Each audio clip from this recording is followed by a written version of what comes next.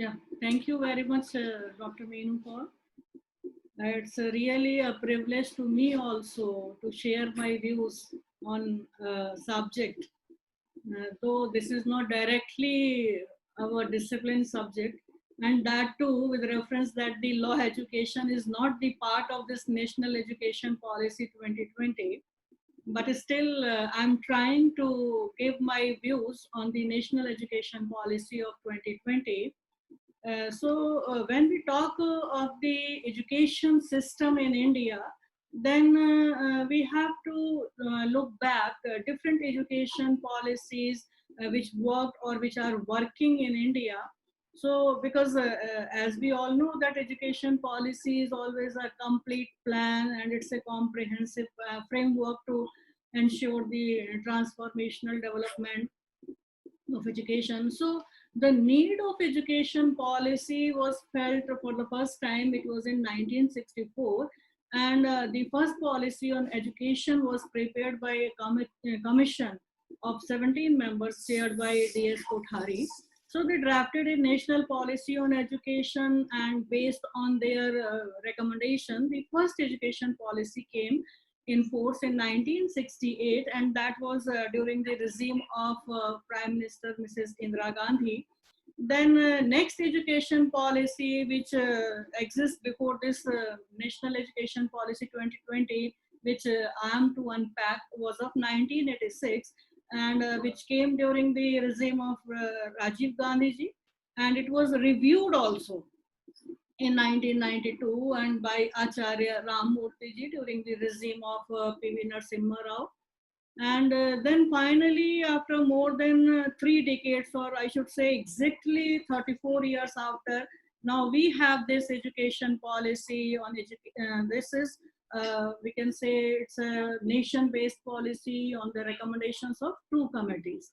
So first committee was appointed and it submitted its report in 2016, that is TSR Subramaniam committee.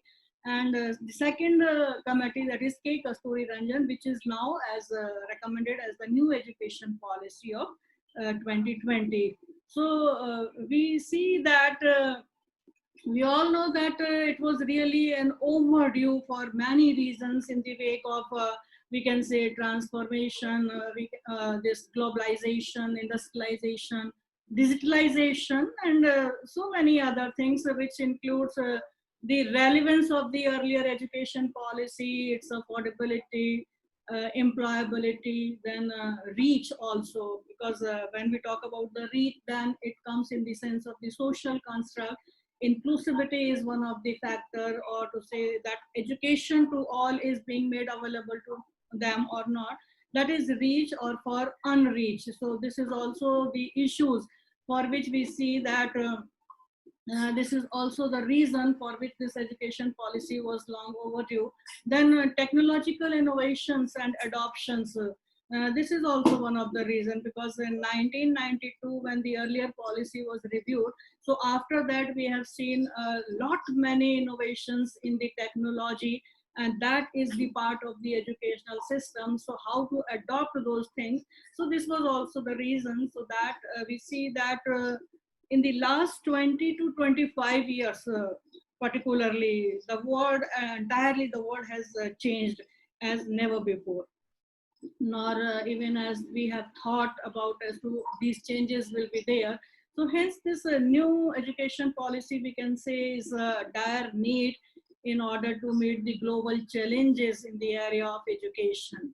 So belonging to the law discipline, I must inform some of the provisions which are there in the Constitution of India, which are related to the education, though not directly, but to some extent. We see that prior to the amendment, as the Constitution was enforced in 1950, so the authors of the Constitution, the founding fathers of the Constitution, they were also very, aware about the importance and the, we can say, the possibility as to what has to be brought in the Constitution of India, that is the supreme law of the land.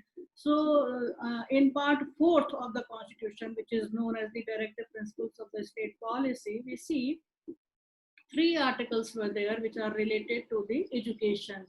For example, we see Article 41, which speaks of right to work basically, but right to education along with this public assistance and work, it speaks about the right to education also, Article 41. Then another Article 46, which is relating to the promotion or to promote and to give special care and assistance educational interest of the weaker section, that is limited to the weaker sections and other old age, etc. So we see that Article 41 and 46, these two articles directly related to the right to education and educational interest to be promoted. Besides that, one Article 45, prior to the 86th Amendment, 2002, we find that Article 45 speaks about the free and compulsory education up to the age of 14 years, 6 to 14 years of age. But after 86th Amendment, what we see is that now it speaks about the early child care, that is up to 6 years of age, that is to be taken care of by the state. So it is childhood care. And we find that this new education policy has also worked on this child education or child care or early child care education, which is for the very first time right from 1950 or 1968 as the first policy came. So this is first time that this early childhood care is also the part of the formal education, which was not there. So besides part fourth, we see in part third also Article 29 and 30 speaks of the minority educational rights. Then we see that Article 21A, it has been inserted by 86th Amendment, which makes a right to education as a specific fundamental right. Then Article 51AK, that is also very important, though it is again not enforceable, but it is a fundamental duty of the parents as well as the legal guardian, that they will ensure their child, their ward to send to the school. So this is how we see that 51AK is also important for the purpose of education. And one thing very important, which is related to the education as a subject on which the law can be made.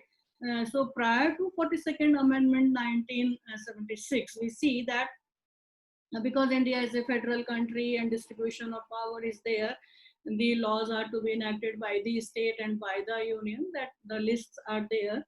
So 42nd Amendment has changed one thing, that the education which was earlier in the state list, now after 76, that has been moved to the concurrent list. So meaning thereby both state and the union, they can legislate on this item on the education. So education policies of the union, because they give a broad direction and the states are expected to follow. That's why we see that this is also a part of this movement from state list to the concurrent list.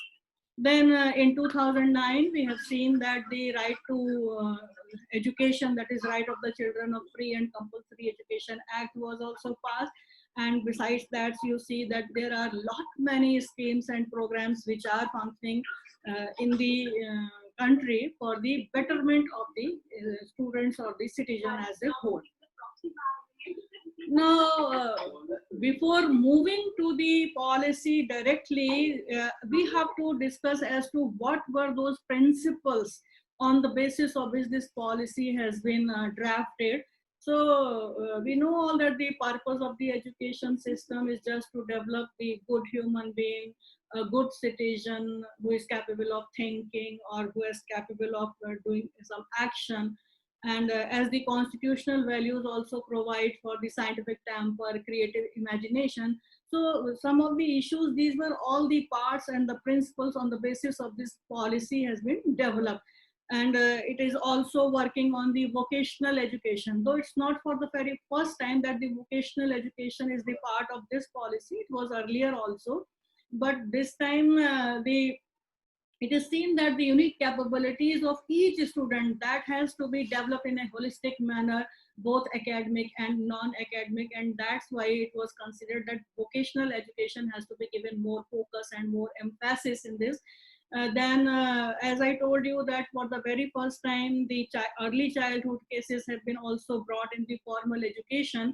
So the principle on which the policy further proceeded is that the foundational literacy and numeracy by all students up to the grade of third, that is class third, that has to be achieved. This was also one of the principle in the policy. Then it also works for the flexible system.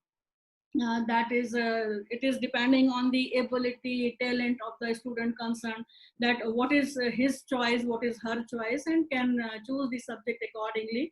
And so we see that the this disciplines related barrier, that is a complete compartmentalization between science and arts, vocational and non-vocational, curricular and extracurricular. So all these distinction or demarcation, those demarcations were tried to be removed from this policy, which is naturally considered to be a very flexible system. And then this rote learning, which was related to the exam, that you learn something, then you appear in the examination, you just give out in the examination, everything. So this was tried to be removed, and the focus was more and more about the conceptual understanding on the learning, so that whatever is being learned, whatever is being taught, that has to be understood by the student, and it should not depend on the rote learning. So this is also one of the principles on which this policy has tried to work. Then we see this multilingualism. So 1968 also tried for that three language formula, but this time they aim to promote the multilingualism, that is the mother tongue, local language, regional language. So teaching and learning both, that should be in these languages. So this policy also aims to promote this thing. Then the use of technology. Now this is the new thing which is related to the 2020 policy. So this time they have tried to use the extensive use of the technology in both teaching and learning, and at the same time the access to the physically handicapped students, the young students. Earlier also to some extent the inclusivity, or we can say equity and inclusion, was always be the part of the earlier policies, but this time this Divyang students have been more accessibility has been taken care by this policy. And then the curriculum across all the levels in the education, there must be some synergy, so that if a student who is learning in some place and has to go to some other place, so the syllabus and the curriculum, that should be similar, so that they will not be at loss for moving from one place to another place. And finally, we see that the regulatory bodies which were working for the education system as a whole, be it lower primary level, secondary level, higher level. So there were different systems. So now they have tried on the principles of light and tight, or light but tight, that the regulation by a single regulator for the higher education, for the audit purpose, for innovation or autonomy, governance. So various issues which are related to the regulatory aspects of the system. So they have taken care of in this policy. And then very fair provision of this policy is that they have made a substantial investment education system, which is related to the facilities that is to be made. So we see that on these principles, this policy of 2020 has been drafted and has also been approved. So coming to the policy of 2020, we see that it has been divided in 4 parts.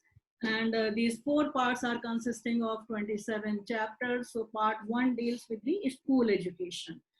School education, that is the early childhood care and education, that is the focus is on the foundation of learning, that has to be emphasized, the child care, the pedagogy, teachers, so as to how they have to be taught, so what is to be taught to the students, and how to teach the numbers, languages, curriculum framework. So everything that has to be there in the early child care or pedagogy that has to be taught. Then part 2 discusses about the higher education. And in that higher education, we see it belongs to the liberal arts, also quality learning, environment, and then This capacity building is also very important. That has been discussed in part 2, that is related to the higher education. Then teaching and research is focused in this part. Then infrastructure is also considered. That is not only the soft infrastructure, hard infrastructure is also. So it is also very amazing that in 2020 the policy speaks about the sanitation and potable water facilities to be made available. So this is also the part of this hard and soft infrastructure, the higher education policy. Then equity and inclusion it talks about, and vocational education governance. So these are the areas which have been discussed in part 2 of the policy, that is related to the higher education. Then part 3 of the policy discusses about the professional education, and in that professional education it discusses the adult education, the promotion of the Indian languages, art, culture. So many new departments are to be established, then integration with the technology and digital, we can say equity is also focused in this part 3 of the policy, because we all know, and particularly we all have evidenced during this corona period, that digital divide is one of the reasons that we are not able, or the many of the children, they are not able to reach to the education. And there was a latest report of the NSO also, which speaks about the percentage, that what is the percentage of reaching to this online classes or internet, etc. So this policy also focuses on this ensuring the equity in digital education, so that there may not be digital divide. And part 4th, that is mainly focusing on the implementation part. So every law, every act, every policy, when it comes, then implementation of that policy or law, that is very important. So whatever good points they have made in 3 parts of the policy, then how these parts are to be implemented, and how that has to work upon, what shall be the financing into this policy, whether it is affordable or not, for the quality education of all. So this has been discussed in part 4th of the policy, and that is relating to the implementation portion. So coming back to this part 1, which starts with the school education, and it speaks about the early childhood care and education. We see that the policy has also taken care of one of the survey in which it was considered that over 85% of the child's cumulative brain that development occurs up to the age of 6 years.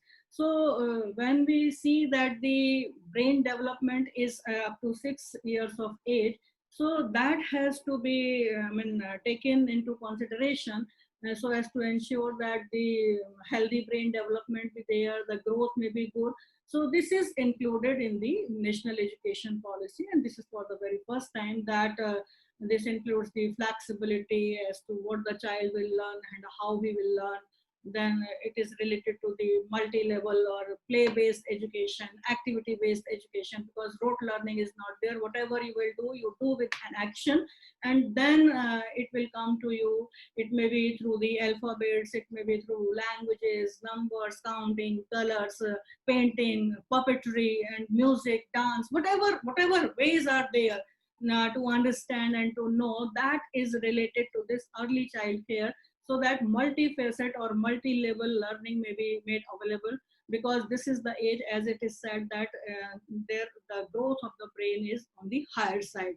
Then it also includes the behavior of the children concerned, because good behavior, ethics, and the courtesy, so that the ethos which are there, these are all the part of this early childhood care, teamwork, cooperation, which are required now in a country like India. So that is also taken care in this part 1 education of this school education.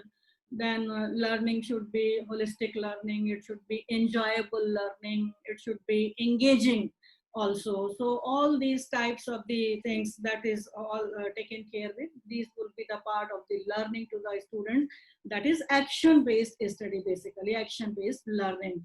Then the policy also speaks about the dropout rates, that it has to be curtailed, because we all see that the dropout rates, when we find up to the higher education, then it is to a very larger side or to a very higher side.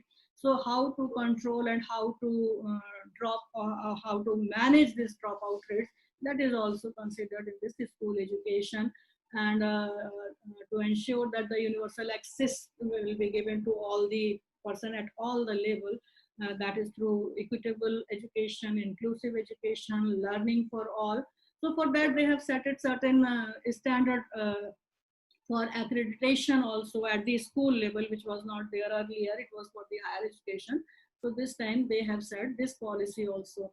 So when we talk about the school education, then we see that earlier we were having the 10 plus 2 plus 3 system, but now the system is no more in existence after this policy of 2020. What we will have in near future, that is because of this policy, is that the 5 plus 3 plus 3 plus 4, that is a total, we see that total 15 years education is the part of this school education. So 5 years, then 3 years, then 3 years, and then 4 years. So simply we see that from 3 to 8, that is the foundational.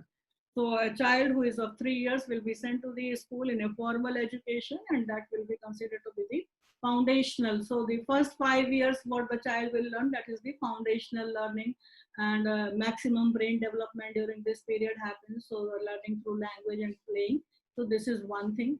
Then the second stage is of 3 years, that is from age 8 to 11, which is preparatory education. So the focus will be on the discovery of the things, on the interaction, how to speak, how to debate, how to learn, linguistic development, various languages, numeracy skills. So this is a 3 years period of the preparatory, which is there related to this second part of the education, that is 5 plus 3. Then next 3 years, that is considered to be the middle period, in which we see that the pedagogy will be evolved more experimental in nature, so that the learning of the science, mathematics, social sciences, arts, humanities, all these, that is the demarcation or compartmentalization of various streams that has to go. And in this period it will be dependent on the ability and talent and interest of the child, that in which field he or she wants to go or what he wants to do. Then vocational education or vocational training will also be given during this 11 to 14 years of 3 years period. And it is also very important that the students in this time from 11 to 14 years of age, they have to do internship also. 10 days internship they have to do, so that whatever they are learning, they will learn it action based, so that internship they can understand as to how to do that work. For example, if they are doing something like plumbing, so they will be in the internship and they will learn as to how to do the things which a plumber does. So everything that is to be based on the vocational training also in this 11 to 14 years of age. Then the last part of this school education, that is of the 4 years from 14 to 18 years, this is known as the secondary education. And in this, the students, they will be exposed to the multidisciplinary, we can say, studies, which they want to pick the subject, like they want to study the economics with biology, so they can do that, because this distinction and demarcation has been removed by this policy. So we see that the interest is more important of the students in this policy, so that they may learn according to their interest. So this 5 plus 3 plus 3 plus 4, this is total, 15 years period that is given to the education, that is school education part 1. Then in part 2, we see that this is related to the higher education, and we are all here relating to the higher education. So we see about this, higher education. Okay. Yes, ma'am. You are moving towards that. Okay, so this is the second part of the policy, that is, which is related to the higher education. And in that higher education, you see that they have focused on the quality universities and quality colleges. And for that they aimed about this development of the student, the individual, that they should be good, they should be thoughtful, they should be creative. So for that the higher education has to be a quality university. This is the focus in this part too. Secondly, they also spoke about this institutional restructuring and institutional consolidation, so that there may be more and more colleges, there may be more and more universities in near to every district. This is the aim of the policy. Though we all know that in a country as large as India and with a maximum population, we see that this is really a very huge task, that how to establish in each district the colleges and this university. But the policy aims about the establishment of the university and colleges. And further they say that the medium of the instruction, am I audible? So they spoke about this medium of instruction on the programs, that should be local language, Indian languages, that is to be there.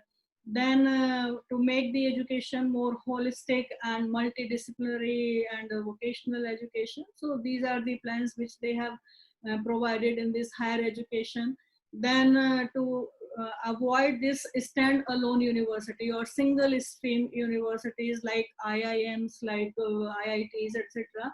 So this policy speaks that they have to be phased out over in the coming time. So make it a more and more multidisciplinary institutions, and this multidisciplinary education or cross-disciplinary education has to be encouraged. And for that purpose, in tune with this IITs and IIMs, this policy speaks about the establishment of a new system of the multidisciplinary education research university, that is known as the MERU.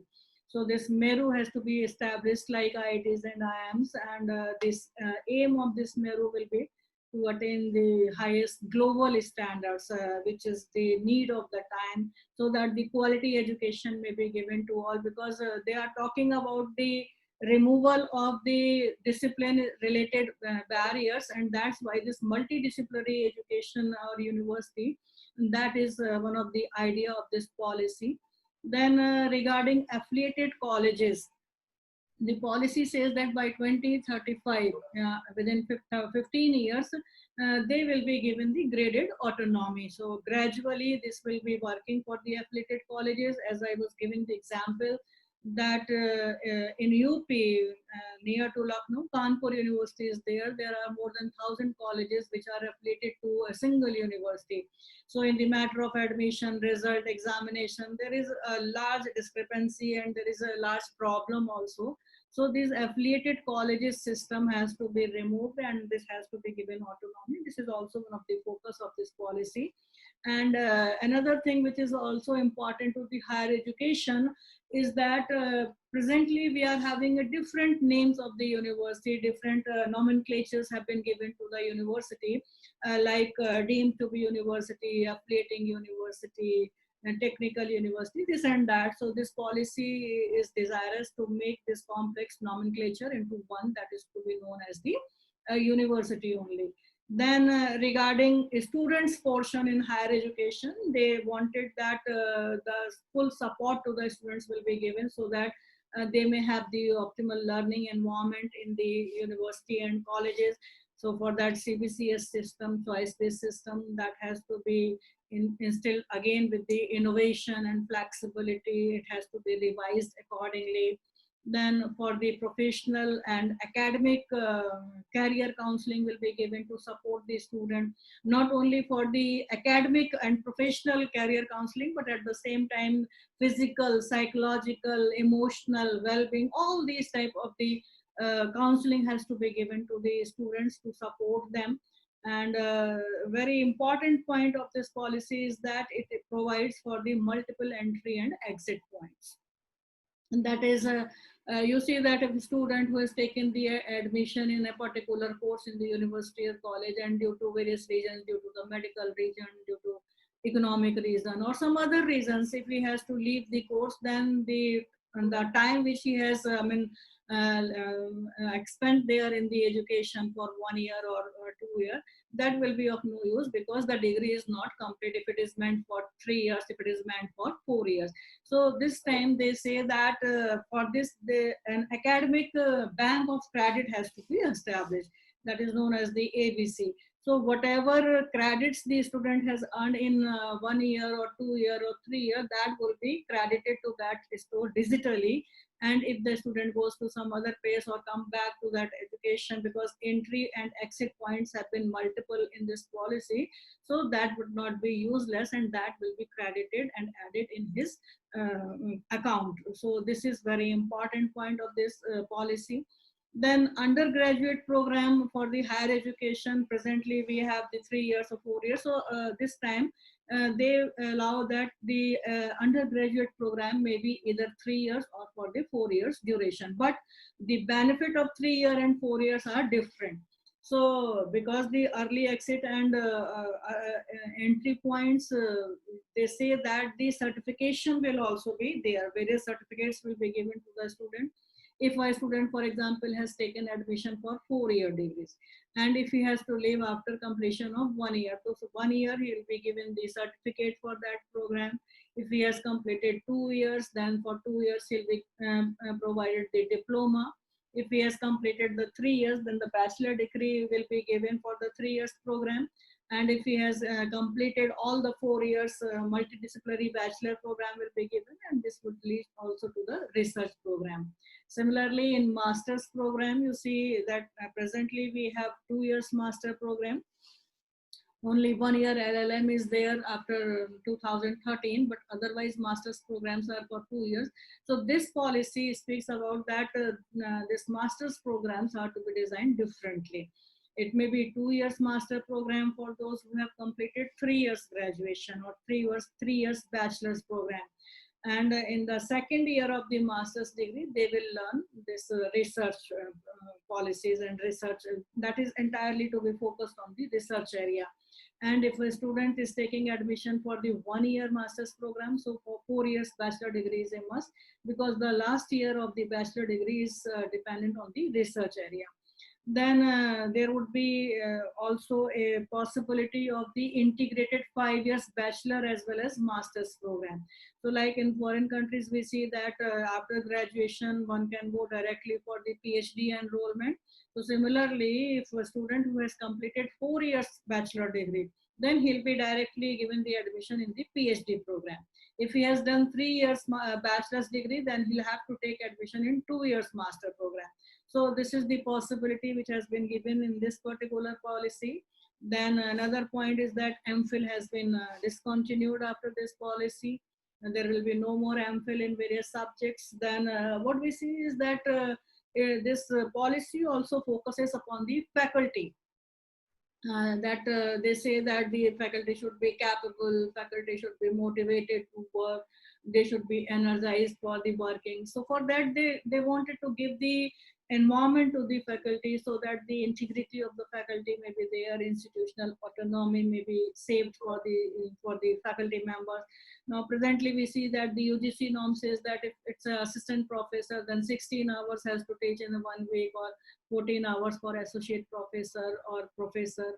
And if the professor is having, or the associate professor is having some administrative burden, then 12 periods a week. That is the part of the UGC directions that the teacher has to work on. So now this policy says that the teachers will, teaching duty will be reduced because it is very, very excessive. And in this excessive duties of 16, 14 and 12 hours of direct teaching, the student teacher ratio has not to be very high, and then teachers are not getting sufficient time to be in their research work or to be actively participating in the other university work. So they say that the teachers will get adequate time for interaction with the students, for conducting research, and to participate in the other university activities. So this is also very important. Then the teachers will also be trained for this infrastructural technology, etc., that how they work in that area. That is also very important for the higher education. Then we see that the faculties are try to be empowered here in this policy, because they want to do the research in some particular area. So for that, the funding is also being provided to the teachers from different sources, and that is also very important for the teachers. So we see that the faculty who are delivering the class lectures, so they will be as good in delivering the lectures through the online mode or not. This is also important, and that's why this policy also provides for the training to the teachers on the online mode or the digital mode, use of digital mode, because tech savvy is one of the very important thing for the teachers in today's scenario. Then it says about the increasing of the equity and inclusion of the students in the education. So for that, some steps are to be taken by the government concerned, and the government has to take certain steps regarding this. Enrollment ratio has to be increased. Then the language has to be enhanced. The gender balance has to be taken care of. Establishing more and more higher education institutions, providing funds, financial assistance. So these are some of the portion which are to be taken care by the policy, by this education policy. Then it speaks about the research also. So one important thing is that now by this policy, a new national research foundation has to be established, because we see that presently there are various agencies which are funding and financing to the teachers, DST, DBT, ICAR, ICMR, not many are there, UGC, they are all providing finances. But now after this policy, there will be only one national research foundation, which will provide money, which will finance, which will fund for all types of the research. So this is one of the part of this policy, which is very important. Then another important for the part of the policy for all the teachers in the higher education particularly is that it's a regulatory system. Now we are having the regulation, UGC regulation, MHRD is there, and various other regulatory bodies are there which are working upon. So by this policy, they say that there will be now only one umbrella institution, like Higher Education Commission of India. This is HECI, Higher Education Commission of India.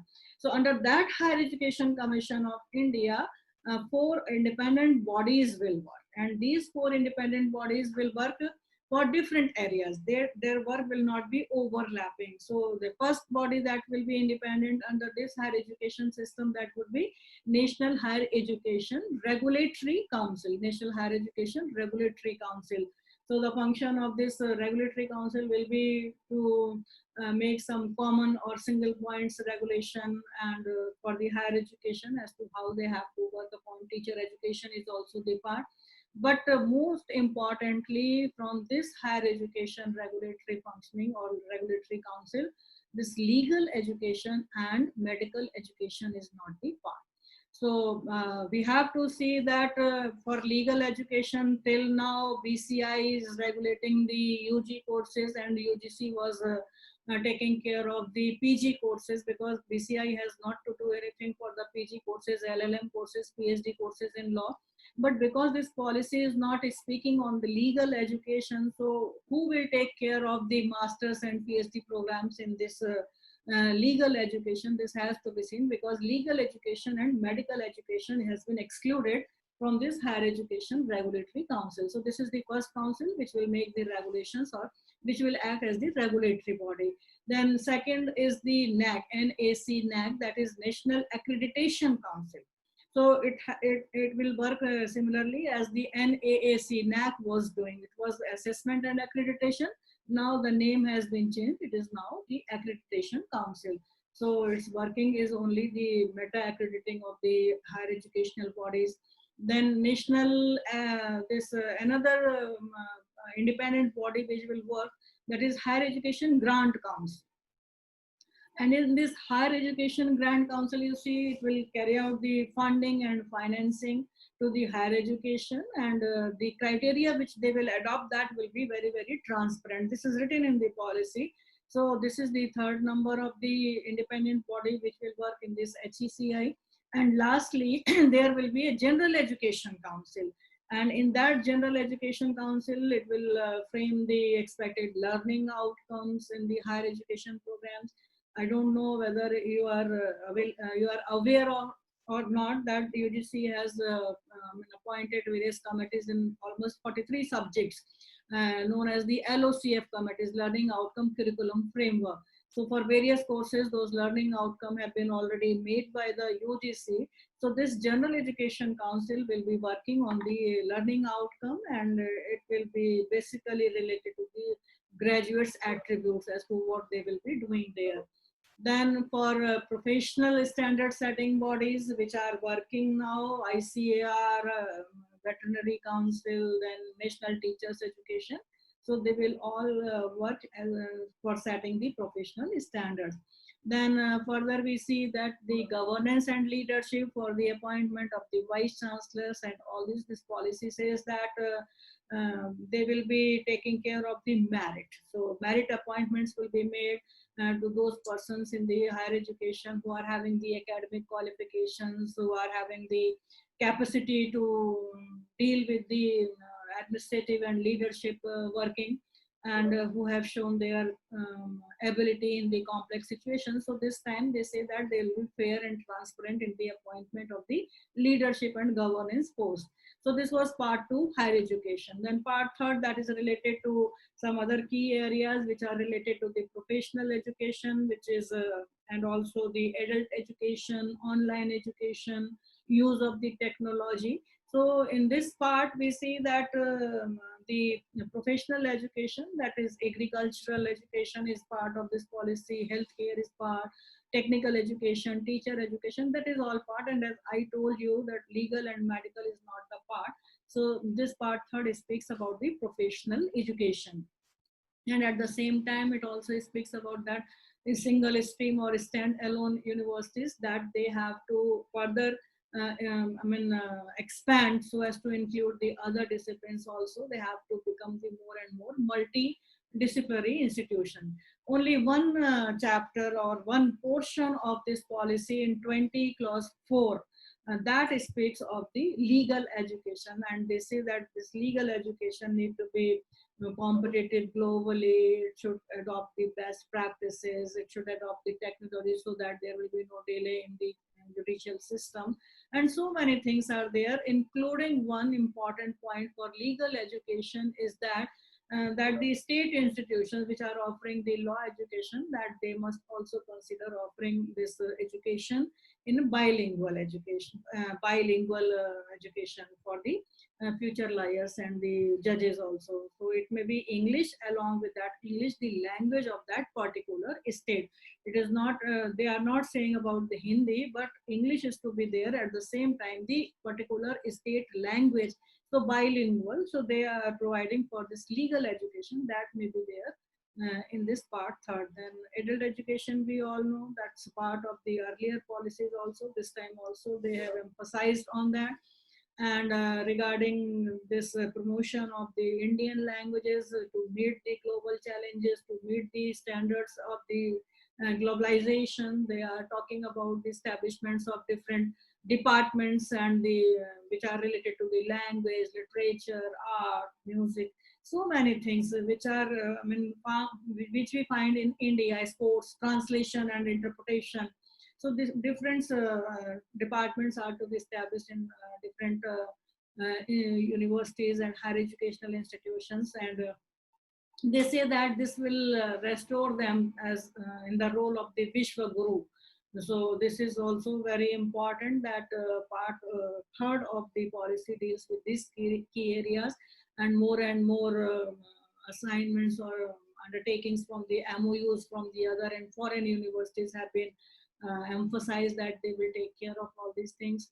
Then technology use not only in the higher education but right from the school education, so integrated across the school as well as higher education, that has to be taken care of. And for that they say that an autonomous body, national educational this technology forum will be established, so that they may create the forums and platforms, so that how the ideas are to be exchanged freely through that technological medium, So this is how we see that the technology use is given more emphasis in this policy, which was absent in the earlier policies, because those policies were of the era when we have not seen so much innovation in the technology or so much development of the technology. So this is the right time that they have taken the use of the technology in this area also, to the extent that they say that the universities will aim to offer to the PhDs and to the master's program the core area subject of machine learning, artificial intelligence,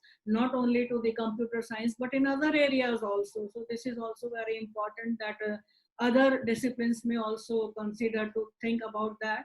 And then this SWAYAM portal, Diksha portal, which are there available for the UGC classes and teaching. So they say that this time the review and remark, like, etc., this would also be open, so that they may come out with more and more good programs. So this is how we see that this online and digital education use of technology, that is to ensure the equality, that is to ensure that there shall not be any digital divide. So this policy is emphasizing more and more on that. And they are also saying that the teachers have to be trained for giving on coming on the online education. They will provided incentives for that also. And this is related to the online system, that not only the teaching but assessment, evaluation, examination, that all has to be done in the planned aid mode. And for that, Parak, the National Assessment Center or the Parak will be established, so that that will take care of the assessment and examinations. And in this way, they wanted that they have to create a dedicated unit or building a world-class digital infrastructure, educational policy in the country to meet the global standards. And the final part, the part fourth of the policy, is related to this implementation part, as to how to make this policy to happen. And for that, the most important part is that presently we have a 4.43% of the GDP, which is being used for this education. And though in 1986, the recommendation was that it has to be 6% of the GDP, which was never used. So this time also we see that this policy suggests for the increase or enhancing the GDP from 4.43 to the 6% as earlier as possible. So we see that if that is to be there, then it would be really a very good attempt of this policy. And education may be brought in the main area, because this is very important for the development of the nation and the citizenry here.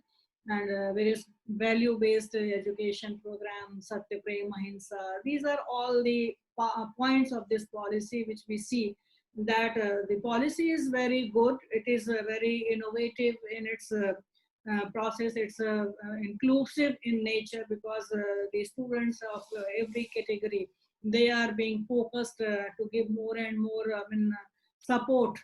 At the same time, it is transformative also in view of the digitalization, in view of the use of technology. And we find that this would naturally result in a very good system of the education in the country. And what we see is that the policy, which was long overdue, as I told you, that this has come after 34 years, after 1986.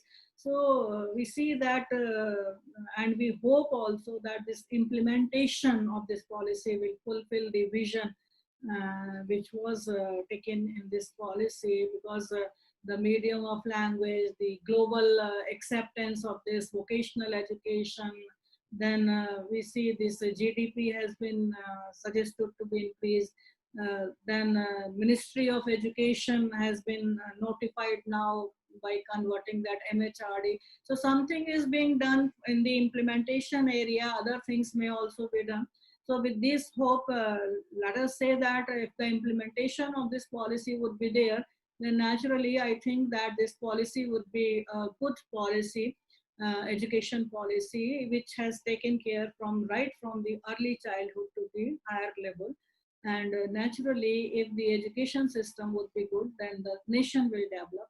So with these words, now here I stop with this national education policy, which to me seems to be innovative, it is inclusive, it is transformative, which is really having those provisions which are related to the standard setting for meeting the global standards, which is the need of the time. Thank you very much. Thank you, ma'am. Thank you for the way you are now, you can say, the side of the education policy.